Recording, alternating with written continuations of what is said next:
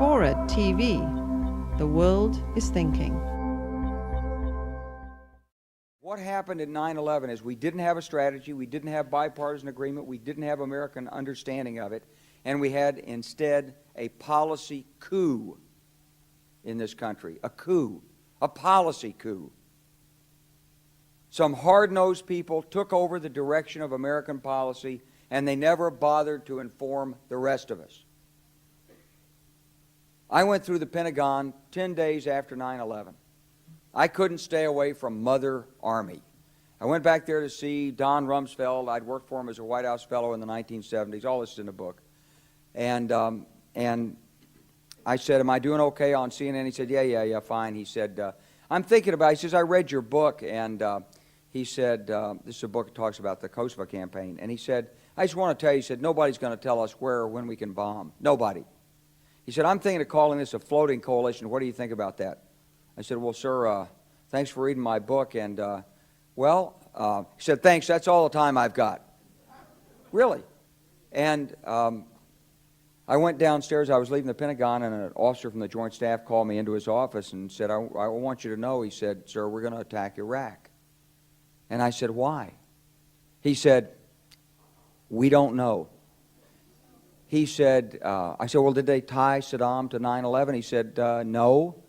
He said, but I guess they don't know what to do about terrorism, and so they think, but they can attack states, and they want to look strong, and so I guess they think if they take down a state, it will intimidate the terrorists. And you know, it's like that old saying, he said, if the only tool you have is a hammer, then every problem has to be a nail.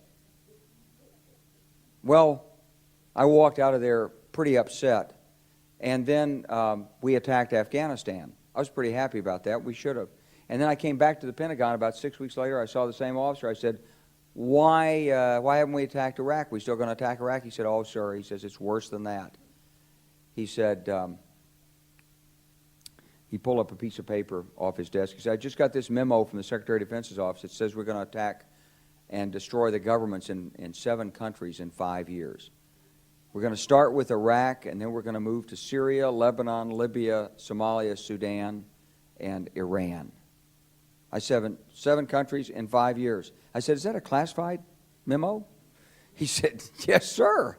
I said, well, don't show it to me. He was about to show it to me. He said, because I want to talk about it. And I sat on this information for a long time, for about 6 or 8 months. I was so stunned by this, I couldn't begin to talk about it.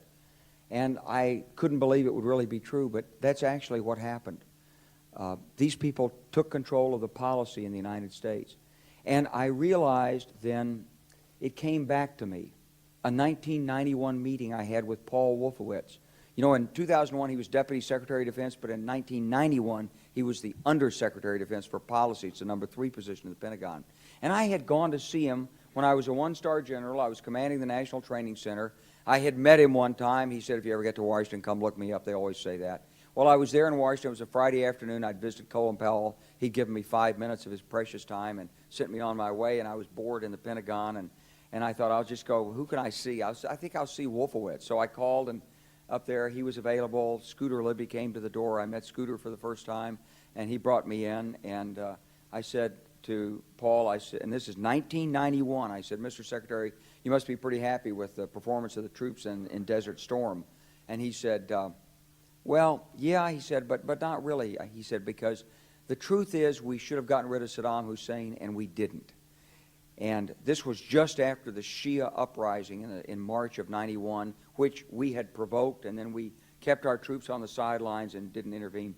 And he said, but one thing we did learn, he said, we learned that we can use our military in the region, in the Middle East, and the Soviets won't stop us.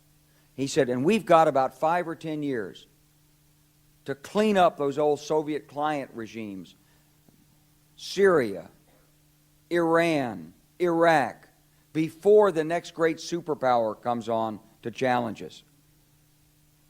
And it was like, you know, I'm coming out of the Mojave Desert. I've been training troops. I haven't been thinking geostrategy for some time. And suddenly a guy just sort of shoves this nugget at you. Well, you remember it. It was a pretty stunning thing. You mean the purpose of the military is to start wars and change governments. It's not to sort of deter conflict. We're going to invade countries, and you know, my mind was spinning. And I put that aside. It was like a nugget that you hold on to. This country was taken over by a group of people with a policy coup. Wolfowitz and Cheney and Rumsfeld, and you could name a half dozen other collaborators from the Project for a New American Century.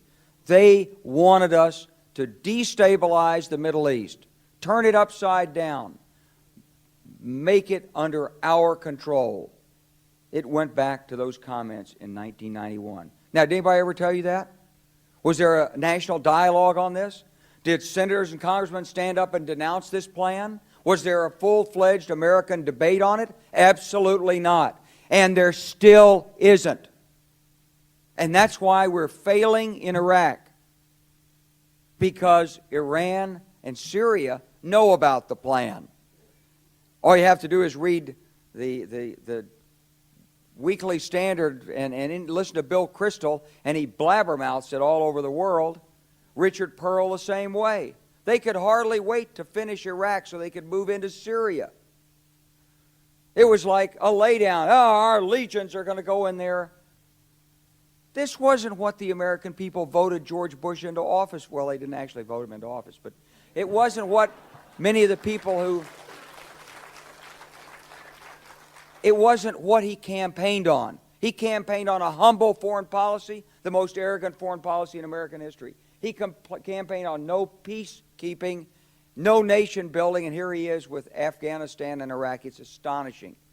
So the root of the problem is not how many troops are in Iraq. Please believe me. Don't be mad, if you're a Democrat, at your Democratic congressman because they can't reduce the troops and frustrate the president. That's not the issue. And if you're a Republican, don't be mad at the Democrats because they're fussing with the troops. Whether you're a Democrat or a Republican, if you're an American, you ought to be concerned about the strategy of the United States in this region. What is our aim? What is our purpose? Why are we there? Why are Americans dying in this region? That is the issue.